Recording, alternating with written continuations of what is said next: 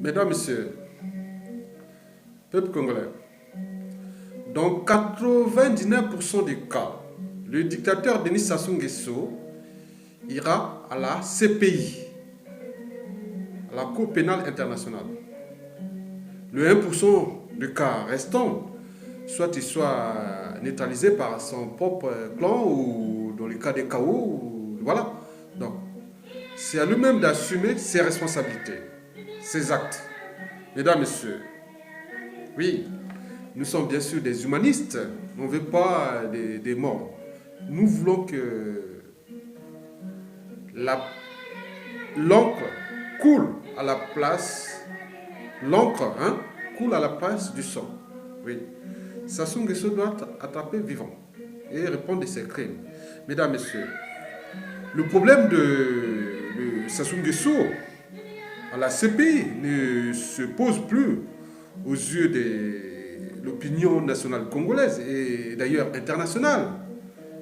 Ce qui se pose aux yeux des Congolais et surtout de la même opinion internationale, c'est que quand Sassou Nguesso sera-t-il à la CPI, c'est tout simplement.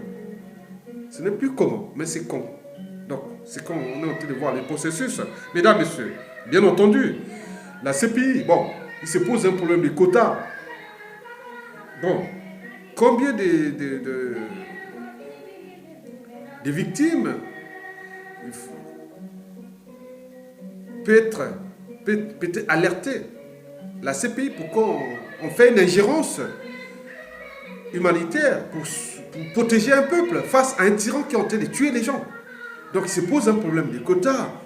Bon, il me semble que, bon, qu'en Europe ou en Occident,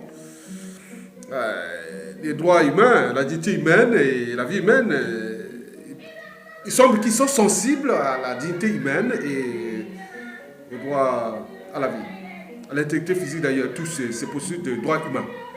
Bon, mais par contre, en Afrique, c'est source de polémique. Bien entendu, il se pose des problèmes de la politique. Bon, souvent les tribus, les majorités ethno-régionalistes, des choses comme ça, on crée des paradoxes, des contradictions, des amalgames et on continue à tuer les gens. Bon, donc, mais cette Afrique-là, on est en train de perdre ses âmes. Donc toujours restant dans les amalgames et les négationnismes. Alors que ces mêmes dictateurs-là sont en train de massacrer en masse. Et nous sommes en train de les accompagner. En créant des polémiques, des amalgames. Mesdames, Messieurs, revenons au cas de la sortie du Congo de la CPI en mode dictateur Denis Sassou Nguesso. Oui. Bon.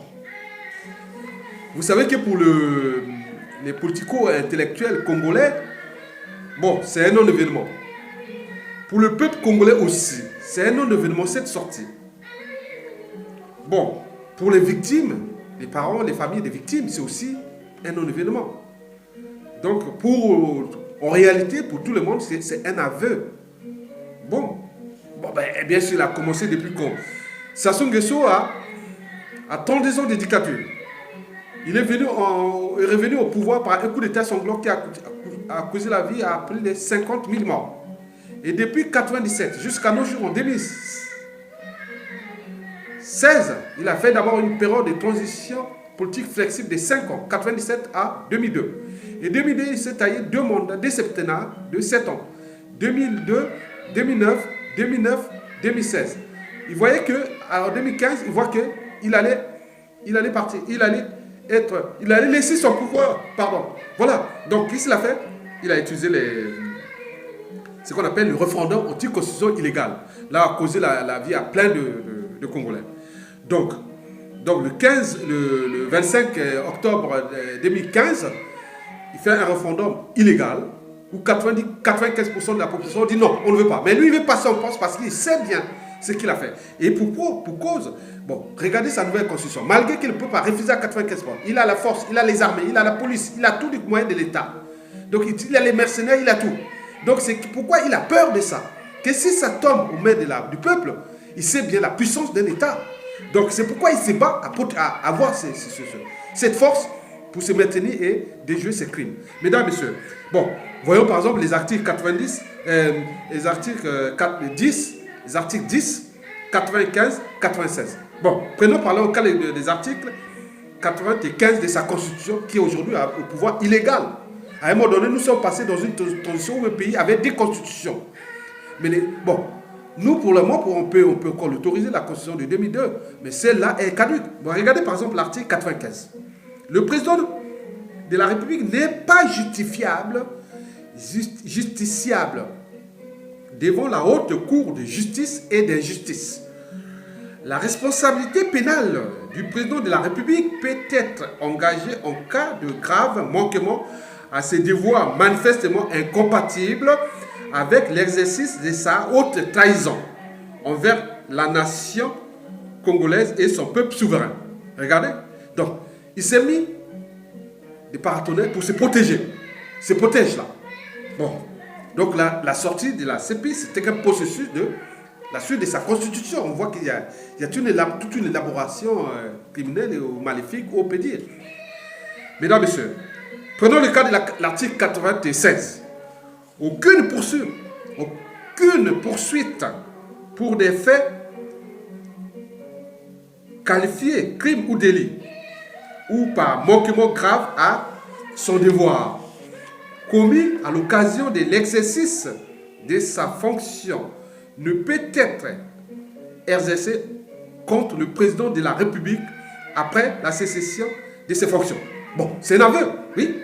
Bon, donc il s'est protégé, donc il aveu, donc il savait bien ce qu'il a fait.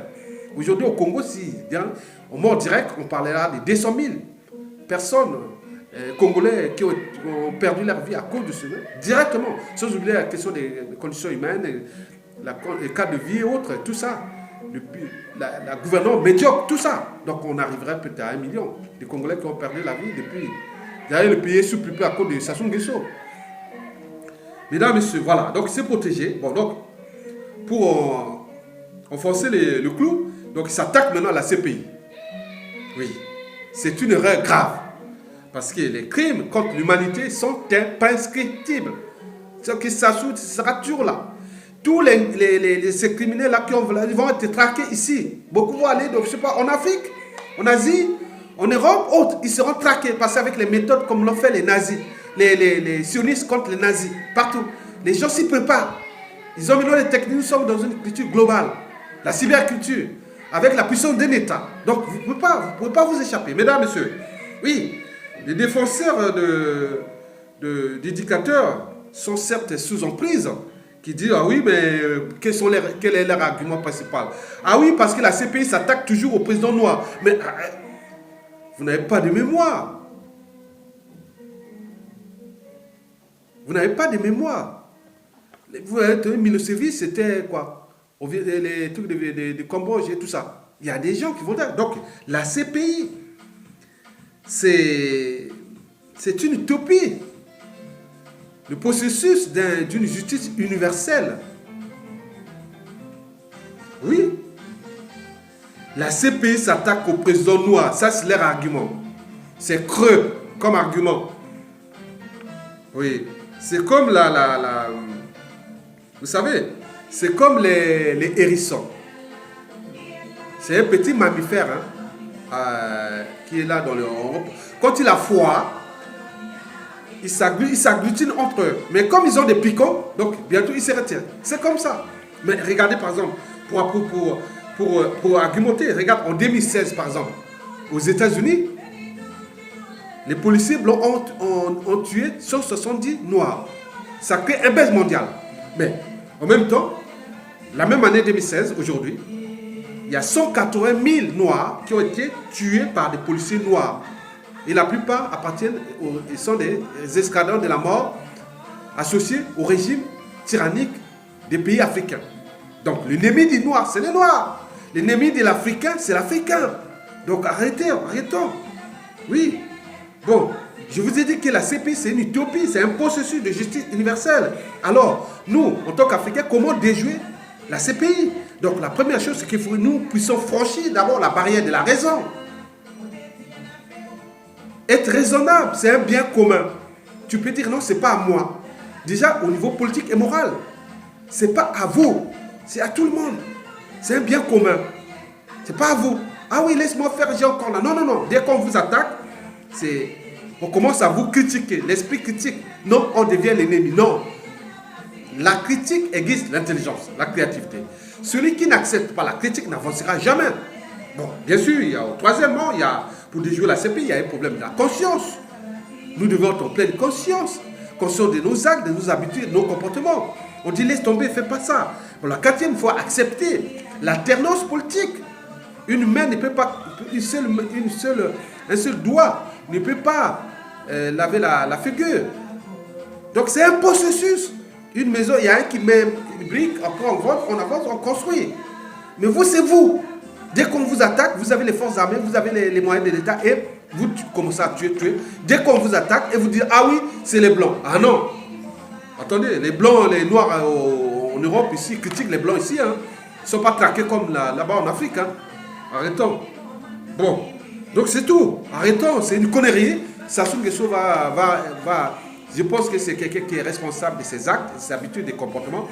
Et ce qui a conduit le pays aujourd'hui. Il y a des problèmes de vie et de mort. Les gens sont déjà mélangés. Il y a des gens ici, certains dignitaires qui vont fuir. Il y aura des familles qui sont français et autres ici qui vont les traquer ici avec tous les moyens de l'État. Donc ils n'auront nulle part. Parce que le monde a changé. Il va changer avec la puissance de l'État. Si on reconstruit ce Congo, vous allez voir qu'ils n'auront nulle part où aller. Donc d'où l'enjeu de prendre vos responsabilités maintenant et libérer les Congos et trouver des solutions de juste équilibre entre les gens qui ont vraiment tué les gens. Ça, c'est impassible. Mais pour le bien mal acquis, on va voir dans le cas de la confiscation de certains biens et aussi la restauration de l'autorité de l'État. Donc le reste, on n'a rien à cirer. Il peut mettre ces escadrons de la mort, ces jeunesses qui sont là à tuer les gens, les mettre dans la rue pour aller avouer leurs crimes. Ça ne changera rien aux yeux de l'opinion nationale, des victimes congolaises, aussi de l'opinion internationale. Mesdames, Messieurs, je vous remercie.